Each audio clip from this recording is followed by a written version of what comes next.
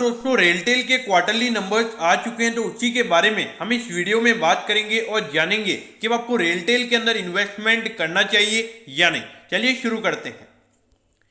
तो देखिए यहाँ पे जो कोविड की सेकंड वेव है उसकी वजह से जो लॉकडाउन हुए थे उसकी वजह से हमें यहाँ पे क्वार्टरली बेसिस का जो रेवेन्यू है वो हमें 28% गिरता हुआ नजर आ रहा है, और जो टोटल रेवेन्यू यहाँ पे इस क्वार्टर में निकल कर आया है वो है 306 करोड़ का। तो यहाँ पे ये नॉर्मल है, मेरे ख्याल से ज्यादा disappointment as a shareholder आपको यहाँ पे नहीं होनी चाहिए। लेकिन जो प्रॉफिट का नंबर है वो रेवेन्यू के कंपैरिजन में यहाँ पे कम गिरा है, वो एक अच्छी बात है।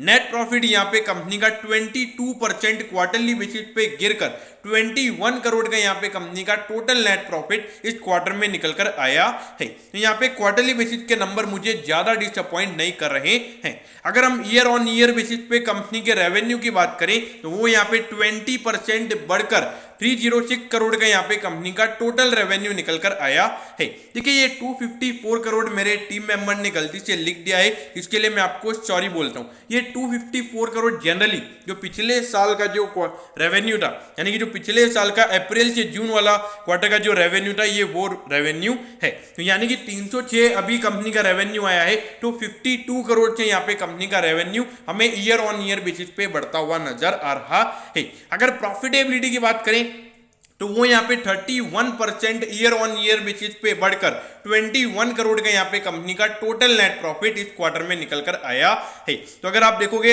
यहाँ पे जो ईयर ऑन ईयर बेसिस में जितना रेवेन्यू बढ़ा है उसके कंपैरिजन में यहाँ पे नेट प्रॉफिट कंपनी का ज्यादा बढ़ रहा है। और अगर हम रेवेन्यू की फॉल की भी अगर हम बात करें क्वार्टरली बेसिस पे तो उसके कंपेरिजन में भी यहाँ पे नेट प्रॉफिट कम गिरा है। तो यहाँ पर अगर आप देखोगे मेरे ख्याल से ये नंबर अच्छे हैं।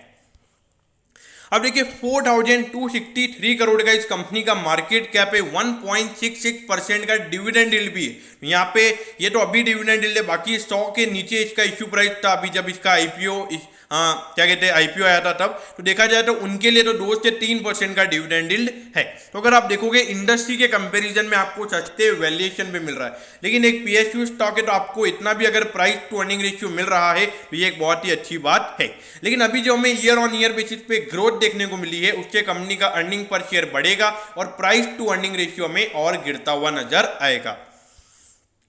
अब ये देखिए पिछले 4 साल से लगातार यहाँ पे कंसिस्टेंटली हमें कंपनी के रेवेन्यूज में ग्रोथ देखने को मिल रही है। और अगर हम प्रॉफिटेबिलिटी की बात करें तो ऑल पिछले 3 साल से प्रॉफिट का नंबर कांस्टेंट है। लेकिन अगर हम अभी की बात करें तो अभी हमें ईयर ऑन ईयर बेसिस पे ग्रोथ देखने को मिली है, जो एक अच्छी बात है। और अगर हर क्वार्टर में यहाँ पे ईयर ऑन ईयर बेसिस पे हमें ग्रोथ देखने को मिलती है तो वहाँ पे यहाँ पे कंपनी का जो पूरे फाइनेंशियल ईयर की ग्रोथ है वो भी हमें बढ़ती हुई नजर आएगी।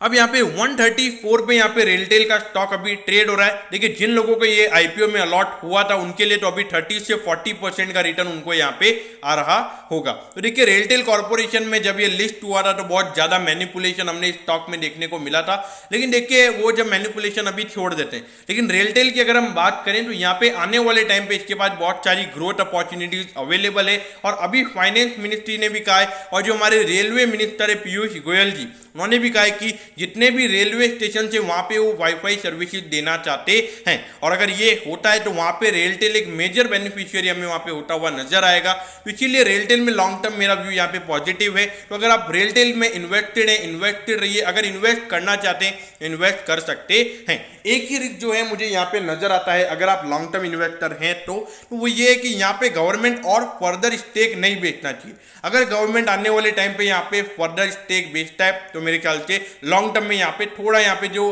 कंपाउंडिंग इफेक्ट होता है वो यहाँ पे आपका थोड़ा डिस्ट्रॉय हो सकता है। दोस्तों मैं होप करता हूँ कि रेलटेल कॉर्पोरेशन ऑफ इंडिया के क्वार्टरली नंबर्स के बारे में आपको सब कुछ पता चल गया होगा। अगर आपकी कोई भी क्वेरीज है तो आप कमेंट कीजिए, मैं जरूर आपके कमेंट पर रिप्लाई करूंगा। ओके दोस्तों, thank you, have a nice day.